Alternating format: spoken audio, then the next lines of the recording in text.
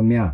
Godina Horroo Guduruu Wallaggaa aanaa Jimmaa Raaree ganda Kaloo Gurraachaa jedhamu keessaa loltoonni Biltsiginnaa nama maqaan isaa Obbo Kabbadee Ulfaataa jedhamu sababa milishummaa leenji'uu dideef qofa qabeenya isaa afaan qawween saamuu jiraattonni har'aata biyyoolessa Oromiyaatti himan. Akka jiraattonni himanitti loltoonni Biltsiginnaa mana Obbo Kabbadee deemuun milishummaa leenji'uu qabdaa jechuun dirqisiisanii inni dinnaan reebicha qaama laalessu erga irratti raawwatanii booda qabeenya isaa midhaan kuntaala 13 fi faradoo 3 saamanii gara mooraa isaanii geessuun dantaa dhuunfaa isaanii oolfachuu jiraattonni itti dabaluun himanii jiru. Aanaa Jimmaa Raaree gandoota cufa keessatti loltoonni Biltsiginnaa uummata nagaa hidhanii maallaqa gaafachuu maqaa waraana bilisummaa Oromoo deeggartu jedhutti maxxansuun ajjeesuu achi buutee dhabamsiisuu fi ukkaamsanii dirree waraanaatti erguun qabeenya saamuu ammeessanii roorroo fi gidiraa ulfaataaf saaxiluun ammeenya uummatichaaf qaban ifatti mul'isaa jiraachuun ni beekama. Magaalaa Shaashimannee fi Kuyyeeraa keessatti murni Biltsiginnaa manneen jiraattota diiganii hawaasa iraarsaa jiraachuun dhaga'ame. Dabalatasaaf Jaalutubaa Qabsoo.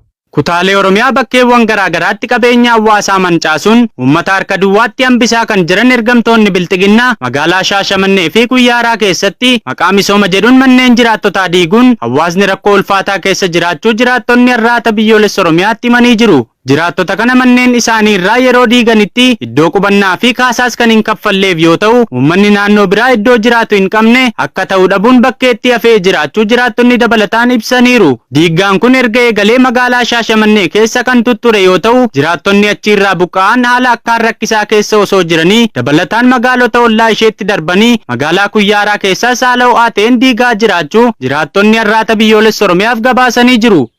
Aanaa Arxummaa Fuseetti lukkeelee murna Abbaarree Biltsiginnaan hidhaa fi reebichi maatii qabsaa'otaa irratti gaggeeffamu cimee itti fufee Jaasabaafan Waggaariif waan qindeeffate qaba. Kaaba Oromiyaa godina Walloo aanaa Arxummaa Fursee ganda Golboo Arbaatti loltoonnii fi jaleewwan Biltsiginnaa wal ta'uudhaan maqaa maatii qabsaa'otaati jedhuun hidhaa fi reebicha qonnaan bultoota irratti raawwachuu ittuma fufuun eebila 2026 maqaa ilmaan keessantu bosona jira jedhuun abbootiin warraa ergamtoota maafiyaa piippiin reebamaa hidhaatti darbatamuu jiraattonni har'aata biyyoolessa Oromiyaatti himan. Namoota kanneen keessaa muraasni maqaa arganne Yuusuf Zeenuu, Umar Mahammadii fi Useen Adam kanneen jedhaman ta'uun ifoomee jira. Aanichatti hidhaa saamicha buqqaatii doorsisaa fi reebichi maatii qabsaa'otaa fi sabboontota ilmaan Oromoo irratti raawwatamu haaraa ta'uu dhabus kan tibbanaa adduma kan jedhan jiraattonni onicharraa dubbisne qaala'insa jireenyaa hammaate kanaan nagaan baanee hojjetannee galuu hin dandeenyu. Rakkoolee akka hawaasaa aanichaatti harkaa nu qabdu qaamatti iyyannus dhabne jirra. Inuma deebinee galanni keenya reebamuu buqqifamuu fi hidhamuu ta'eera. Haalli kun akkasiin itti fufnaan lubbuun jiraachuu fi egereen keenya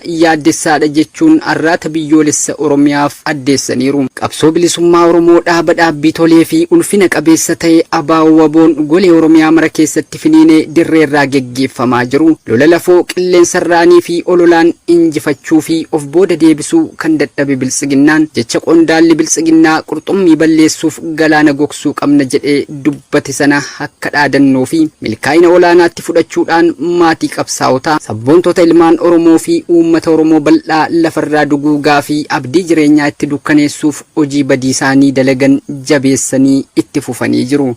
Aanaa Saasiggaatti qonnaan bultoota leenjii milishummaatti guuruun jabaatee itti fufe. Jarkennaa sabaa dabalata qaba.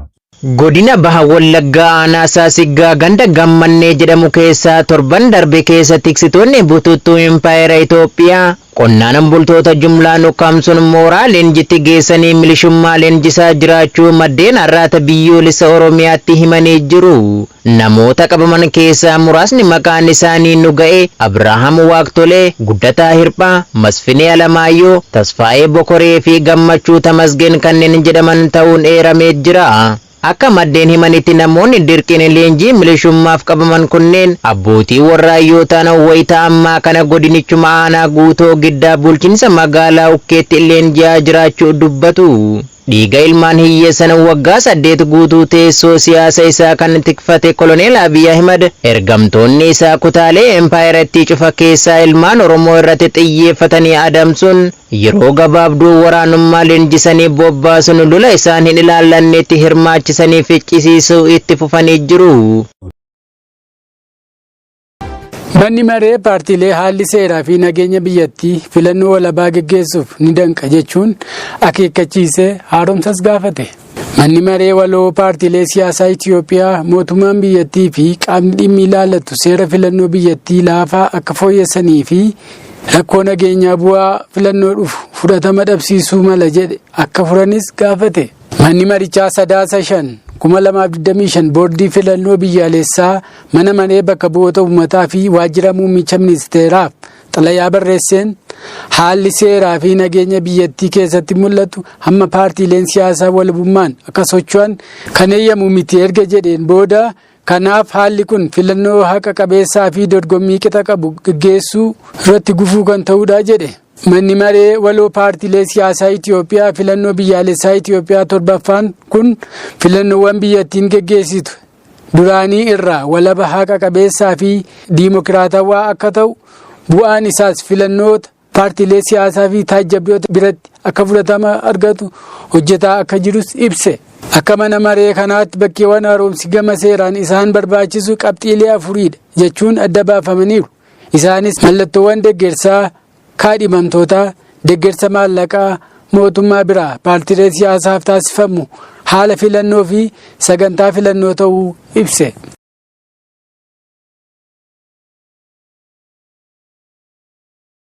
Gareen finciltoota Sudaan RSF yeroof waraana dhaabuuf walii gale. Gareen finciltoota Sudaan waggaa 2 oliif raayyaa ittisaa Sudaan waliin wal waraanaa ture. Rapid Support Force yaada garee agarsiistuu biyyoota 4 Ameerikaan durfamu fudhachuun yeroof waraana dhaabuuf walii galuun gabaafame. Yaada gareen agarsiistuu biyyoota 4 Ameerikaa, Masrii, Saudi Arabiyaa fi United Arab Emirates dhiyeessan gareen RSF fudhachuun kamisa Sadaasa 6 bara 2025 yoo gabaafamu yaadichis ji'oota 3f waraana dhaabuu fi ji'oota 9 itti aananiif marii siyaasaa taasisuu ture. Ibsa RSF baaseen waliigalticha hojii irra akka oolanii fi waraanicha haga dhumaatti dhaabuu akkamiin akka danda'anii fi adeemsa siyaasaa Sudaan irratti dafanii marii akka eegalan ibsan. Mariin kun sababoota bu'aa irratti xiyyeeffate gaaga'ama uummata Sudaan bifa furuun akka ta'us eeran. Onkoloolessa 29 bara 2025 Sudaan El-Faashir keessatti gareen Rapid Support Force namoota nagaa 2,000 ol guyyoota muraasa keessatti ajjeesuu The Guardian gabaasee ture. Erga gareen finciltoota RSF magaalaa Darfur dhihoo taatanii as ajjeechaa fi garajabummaan sanyii irratti xiyyeeffate El-Faashir keessatti gaggeeffamaa jiraachuu gabaafamee ture. Golli mana maree mootummoota gamtoomanii Sooriyaa irraa qoqqobbii kaasuu beeksise. Manni maree nageenya dhaabbata biyyoota gamtoomanii pirezidaantii Sooriyaa irraa qoqqobbii kaase. Kunis daawwannaa Ahimad Al-Sharaan torban dhufu gara Ameerikaa taasisuuf jedhan dursee mudate. Sharaan waggaa dura mootummaa Sooriyaa irratti foqqolcha raawwachuun yeroo ammaa pirezidaantii ce'umsaa ta'uun tajaajilaa jira. Haleellaan riphee loltoota inni hoogganaa ture waraana waliinii Sooriyaa waggaa 13 xumura itti tolche. Sharaan hoogganaa garee Islaamistii Hayat Taahir Al-Shaam waan tureef qoqqobbii jala ture.